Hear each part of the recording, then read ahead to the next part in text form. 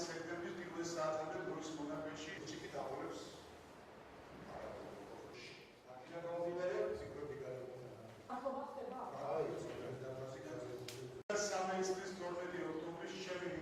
ამდენი მოწმე ამბობს, რომ არჩილ იმნაძე გარეთ არ იყო, აღიარა კიდევაც ვინც დაჭრა ეს გამწარებულმა ბიჭმა, კობახიძემ დაჭრა ეს პოლიციელები და კიდევ ჩემი შვილის მიმართ მიდის ეს საქმე. რა უნდა შავაძეს მითხრას ბოლო და ბოლოს.